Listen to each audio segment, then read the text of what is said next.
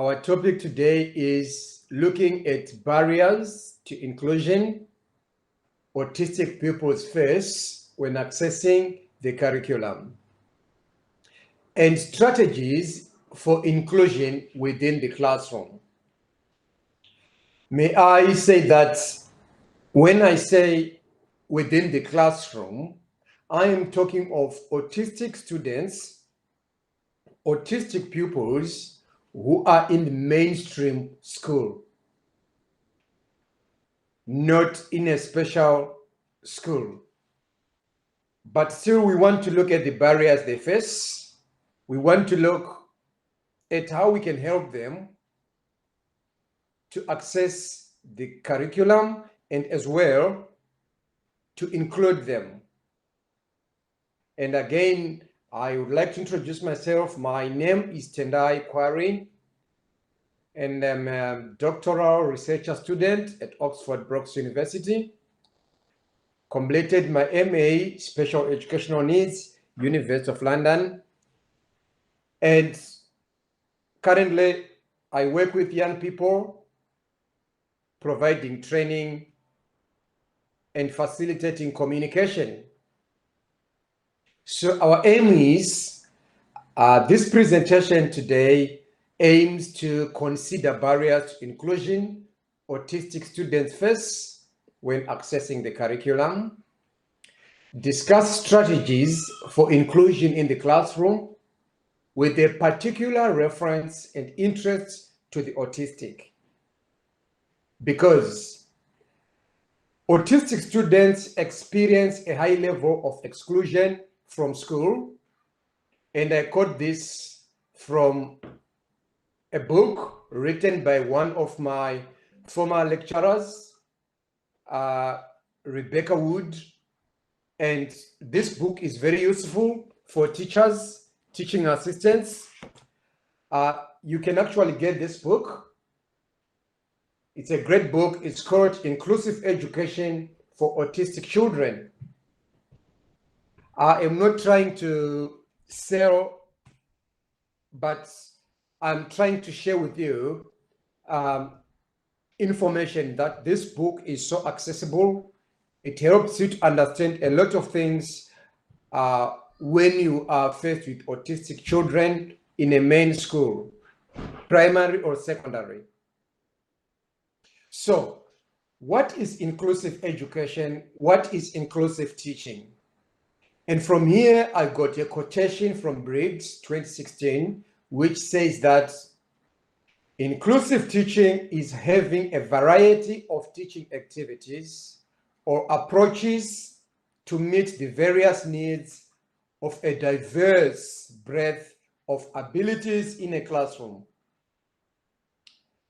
And the Department for Education says that inclusive teaching is delivering well-differentiated lessons, setting high expectations of all students, appropriate assessment, and setting achievable targets for all. And the other quotation here I got says that inclusive teaching insists that inclusive education should accommodate all children and provide them with meaningful engagement, and encourages teachers to give individualized support to all students in a mainstream school. And that's a big challenge when you look at the word individualized support, because you've got so many, each and every student in a class is different. And to give individualized support is a big challenge, even for experienced teachers.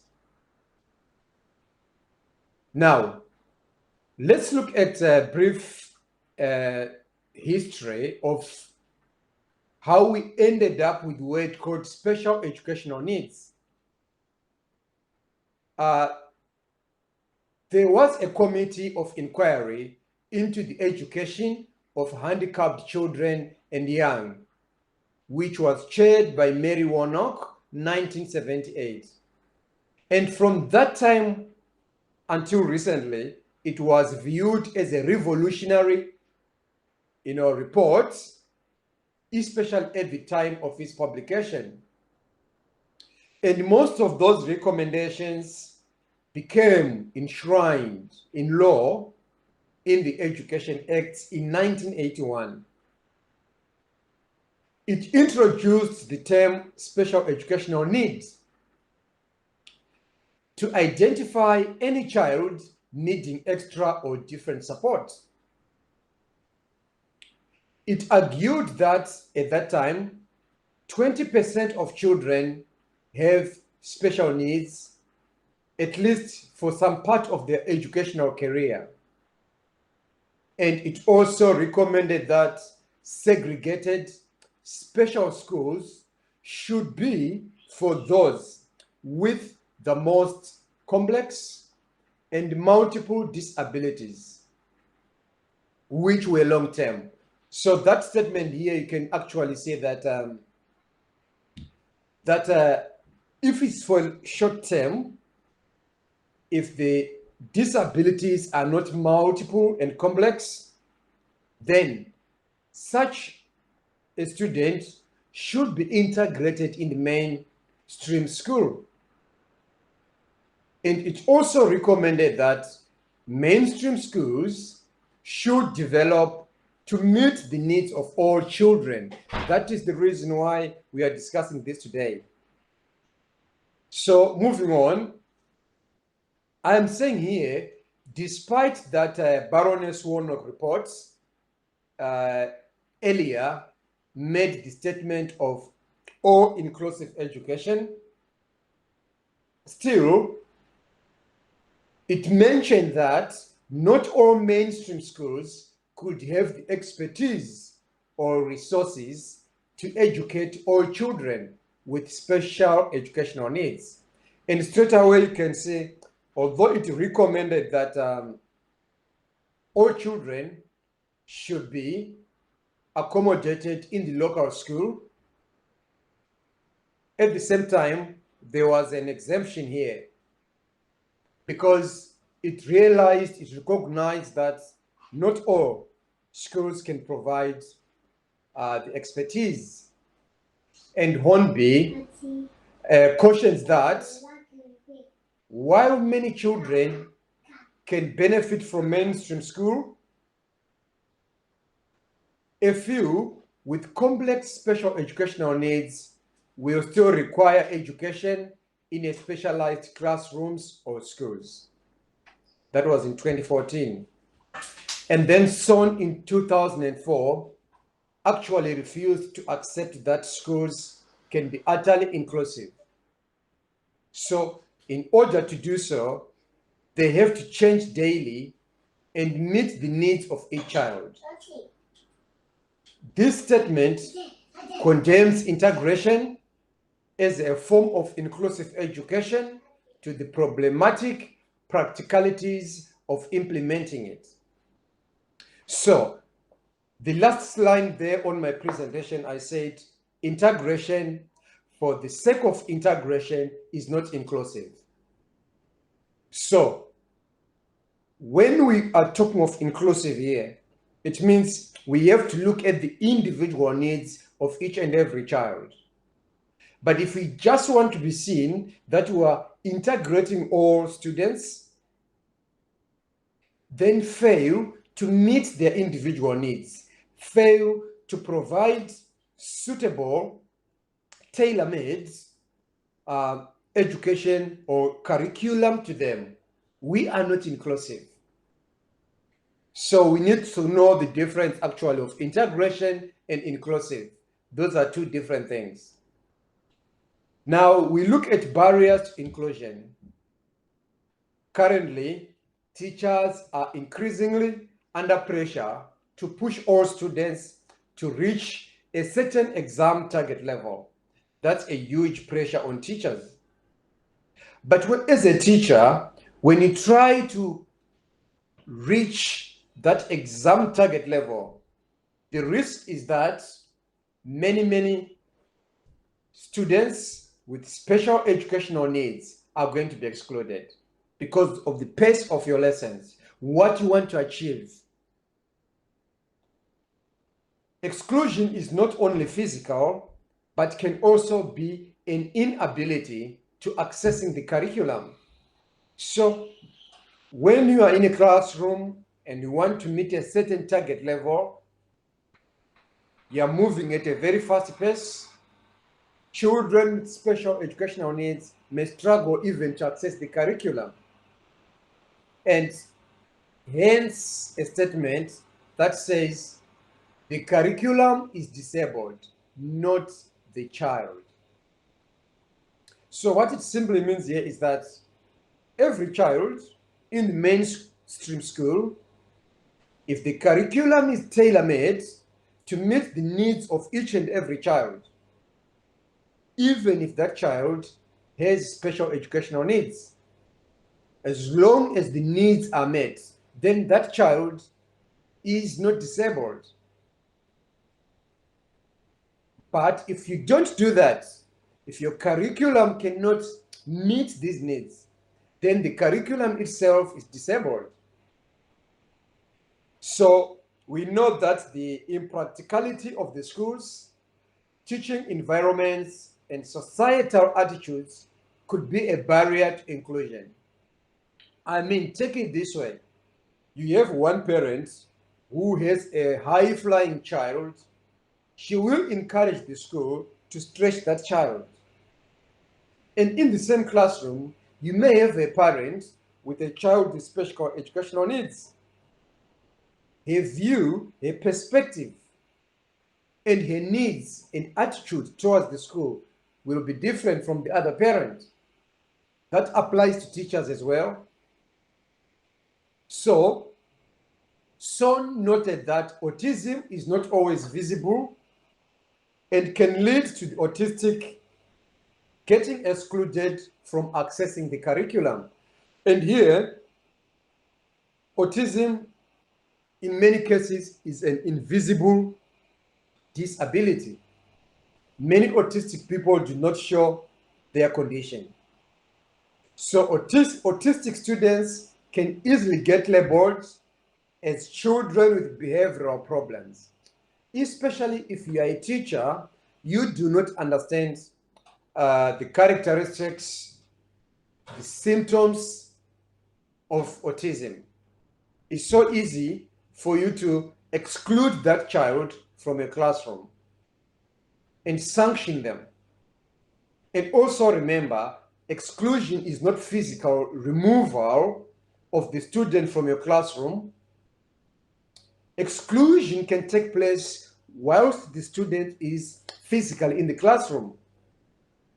So, to be inclusive, teachers will need to produce effective teaching strategies to suit different needs for all children, autistic and non-autistic, sensitive to the sensory needs of the autistic children.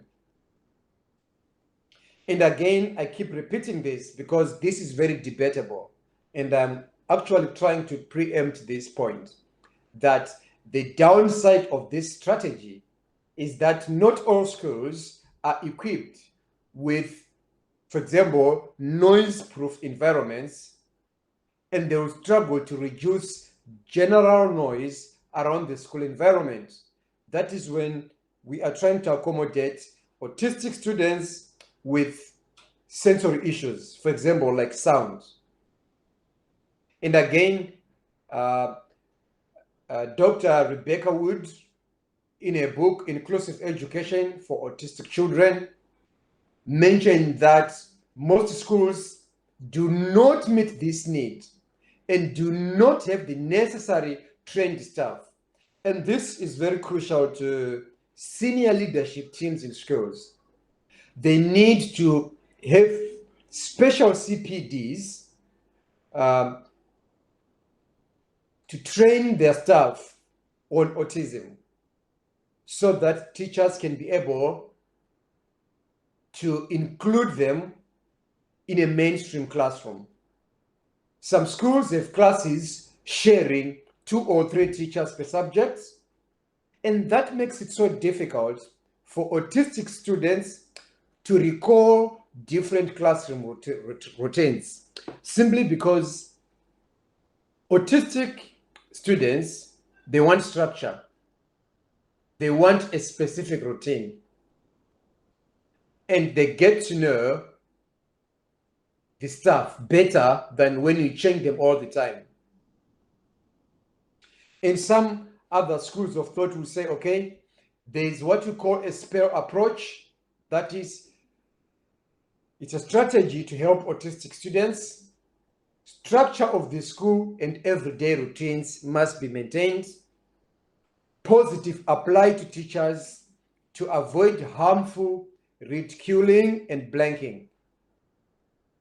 It's so easy to blank an autistic student because you may think they are misbehaving. Yet at the same time, they are struggling to control the sensory issues bombarding them at that moment. Empathy is vital and encourages teachers to approach things from the autistic child's perspective. Low arousal is in minimizing situations that can trigger sensory issues with the child. And can I say here that sensory issues could vary from smell, touch, movements, anything, lights in the room, even noise from outside. And then linking encourages teachers to connect, collaborate with all involved persons, so within those who are service providers. So teachers need to connect, get home, talk to parents with autistic children, link with your special educational needs department, link with your SENCO, so that you get to understand these children as well. And another strategy is called positive behavior support. This is to provide inclusive education to the autistic, but this begins with a whole school approach, which promotes positive learning. And a whole school approach starts from the head teacher of the school, coming to the senior leadership team, to the heads of departments, to individual teachers, to teaching assistants, and all the way to the students themselves. It has to be embraced. And this also includes allocating suitable and well-qualified expertise and supporting students socially and emotionally.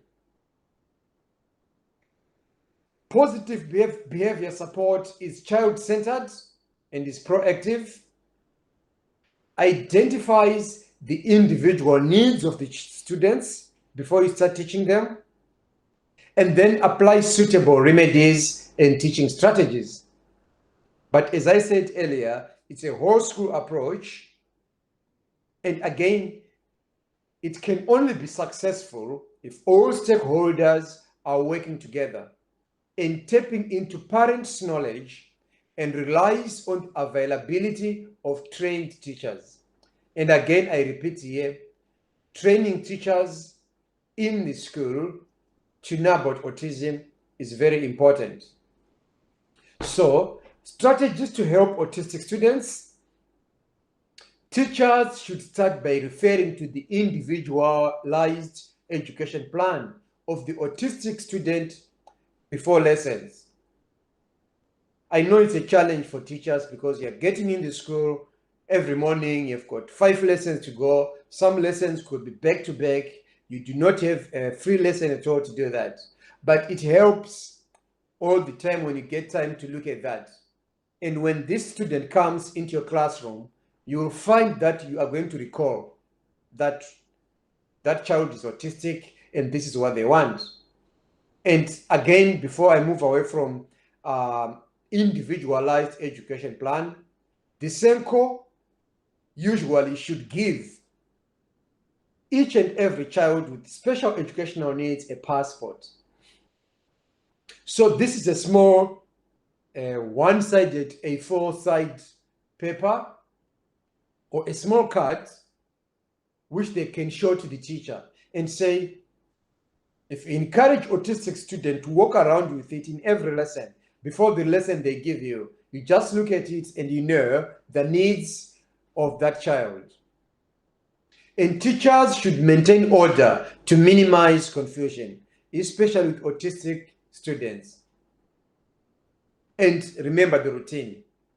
Always remember that autistic students have a rigid way of thinking and a procedural way of doing things. So the sitting plan must be there. You can't have order and you can't help autistic students when every lesson students sit where they want to be. So if you make your sitting plan, try to maintain that sitting plan as much as you can. If you need to change some sitting positions of certain students, try to do that around that autistic child so that the autistic student stays on his or her seat mainly, so that they don't get confused. And teachers must appreciate that autistic students can be fixated or obsessed with their topic. And from my experience, they can prefer to do that during lesson time as well. So you really need to make a balance here, because if you just ignore that, not attended to, the other students might think that you are a weak teacher, you are not strict, you allow some students to do what they want, yet you stop them doing what they want as well. So you need to exploit the situation by directing fixation into productive activities. And one thing I like with students, there's a lot of empathy amongst students. And if they understand that their classmate is fixated on a certain thing in the classroom, they actually understand. But you really need to guide and get controlled and lead on that. And you should be consistent with your classroom rules and guidelines, and always visibly displayed on the walls and clear to all. Autistic students would like to keep looking at those guidelines. We know that some of them got an excellent rote method memory. They can remember that, but keeping it on the wall and clear to all is a very good strategy. And again, teachers should not rebuke the autistic students, but they should create time to tap into their interests and how to make that more productive and purposeful. And this is on fixated or obsessed topics in the lessons. And teachers should identify areas autistic students struggle in and try to explore the use of assistive technology.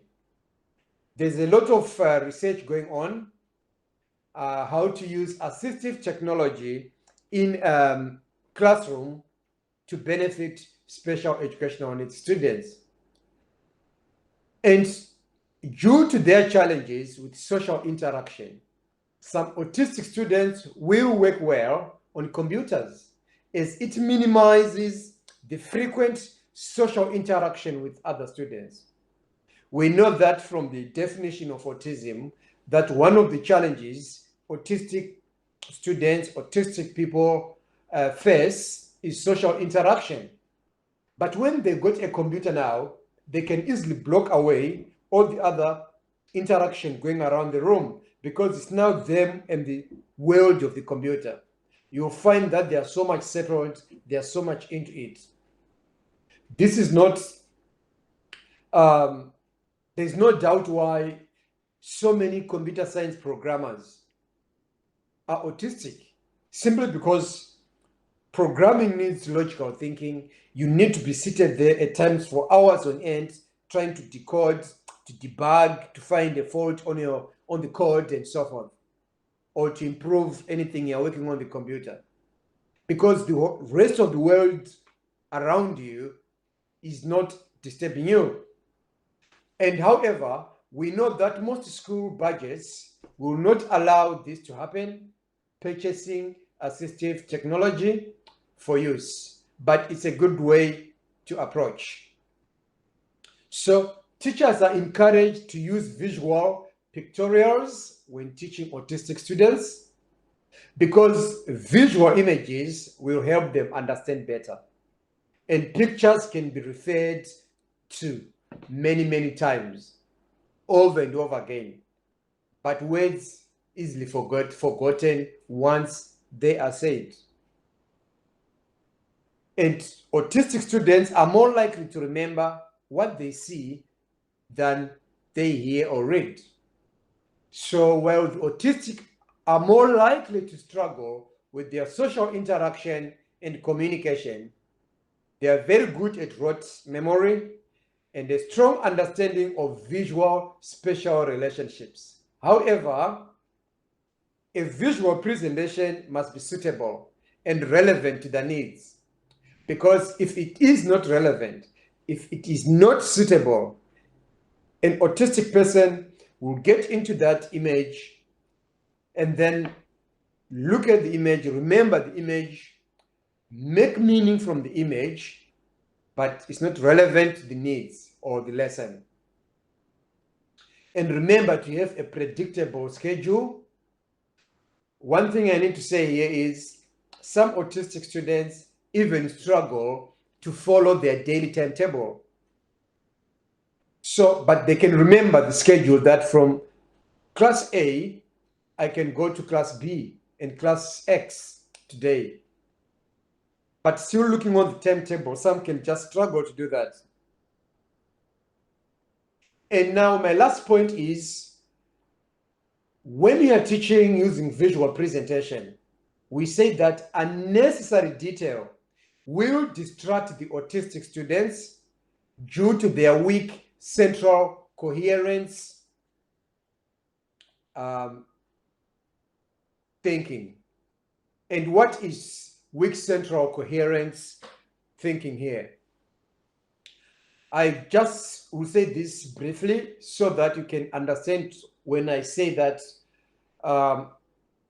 when you give them a picture or an image, make sure that it's relevant. Central coherence theory refers to the non-autistic tendency to draw information together, integrating details in context to form a gestalt. That is, you can look at information, you can look at that information in a holistic way, and you can put it in the context of the world. That is, organized whole is more than the sum of its parts.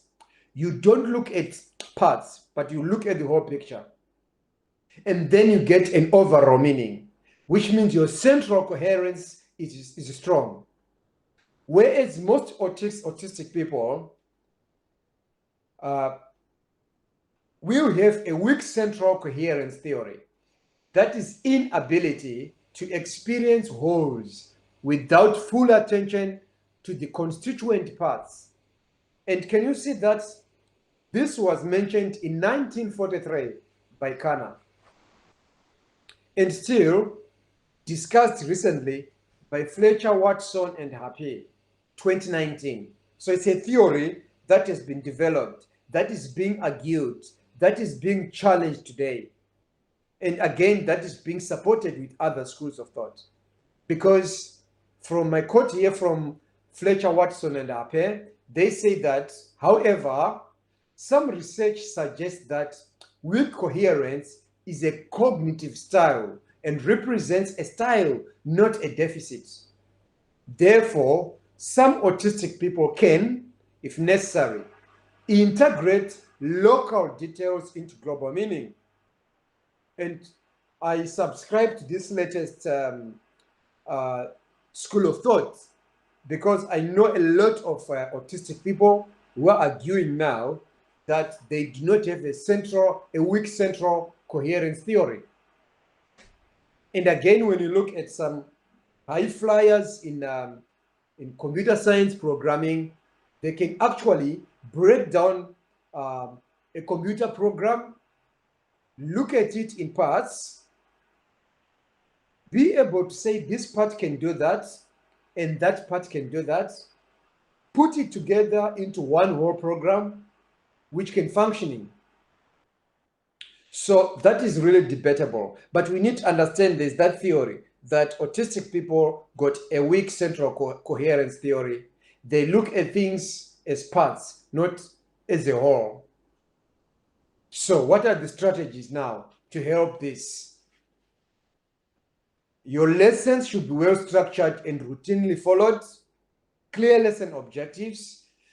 This is crucial because once you give a clear lesson objective, even if an autistic student is looking at only a small part of the lesson, but again, you have told them that by the end of the lesson, this is the bigger picture. Yes, they cannot see the bigger picture immediately at that point as they are going through part and part of the lesson. That's why we say structure it.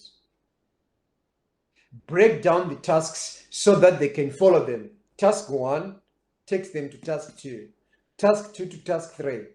By the time they get to task 4, the whole picture is now achieved. But in the beginning, they could not see the whole picture. They were seeing individual parts. Use of visual examples must be displayed as well.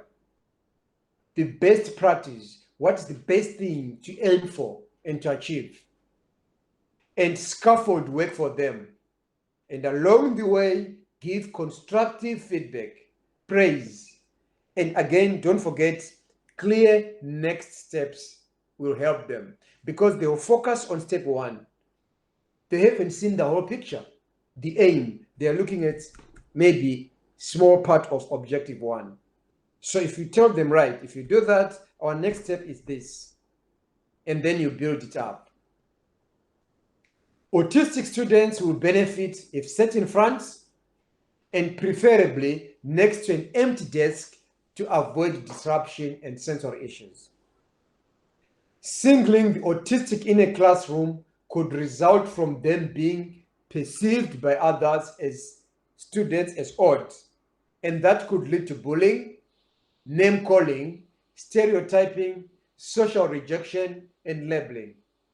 And again, once that happens, when students are bullied, name called, stereotyped, what follows? They start to camouflage, they start to mask or to hide their autistic behaviors. And the downside of camouflaging and masking is that they'll burn out in the end. I always say, imagine yourself living the life of someone, not yourself. Some of us cannot do it even like 1 hour because you want to be yourself. Let alone day after day, month after month, you try to live someone's life. It's a burden. And it could lead to suicidal thoughts. It could lead to missed diagnosis because they are masking and camouflaging their behavior so that they are not bullied, they are not name called, they are not stereotyped or rejected. And again, let's not get this wrong. Teaching assistants are excellent in a classroom. I like to have as many teaching assistants in a lesson as I can if they are available. But again, as teachers, we should not take that excuse to ignore the autistic child to the teaching assistant. No. Because students will miss teachers' expertise or get limited input from the teacher.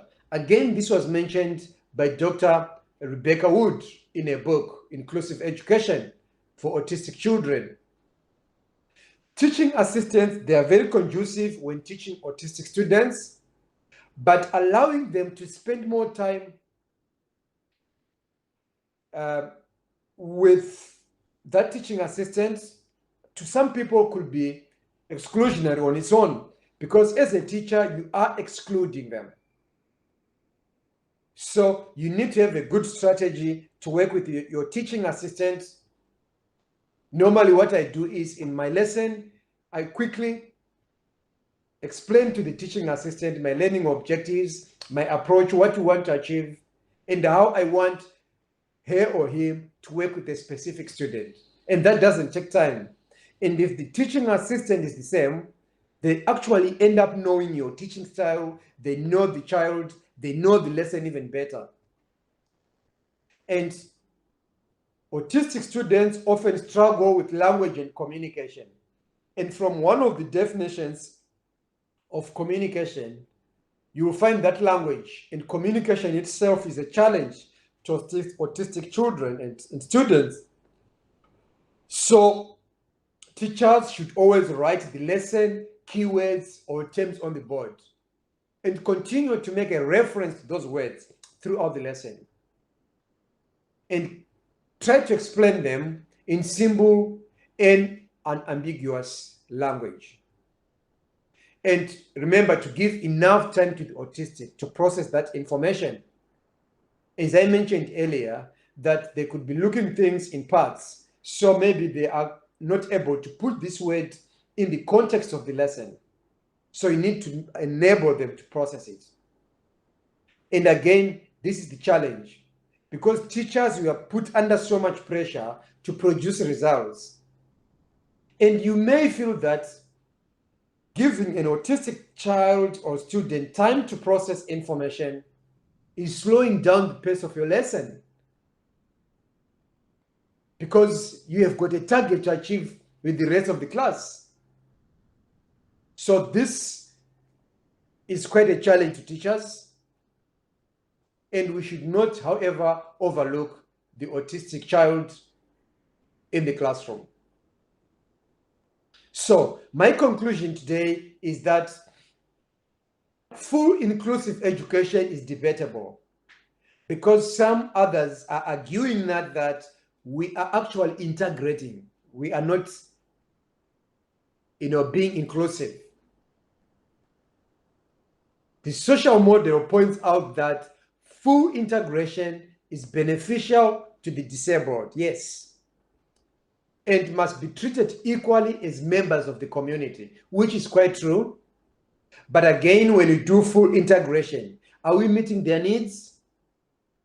Are we able to deliver to each and every child in the classroom, including those without special educational needs? Remember, this is a mixed classroom with mixed abilities, including special educational needs. Disabled learners are less likely to get stigmatized, stereotyped, and can achieve more when learning together with their non-disabled peers. Yes, that's, again, something I think is great. Integrating them, but again, being inclusive at the same time when they're in the same environment. Because building more and more special schools, are we not segregating them? Because when they go to work, they go in the real world. There is no special workplace. There is no special place like for special buses, special transport in the real world. You meet everyone. Able, disabled, that's the life. So having them learn in an environment with everyone else, to me, is something I would really advocate for. Social justice demands that disabled children should learn in mainstream schools, and that educators should be able to address their different needs. And again, some will still argue up to now that special schools are better for the disabled and will get better attention when they're educated in an environment and curriculum designed for their needs.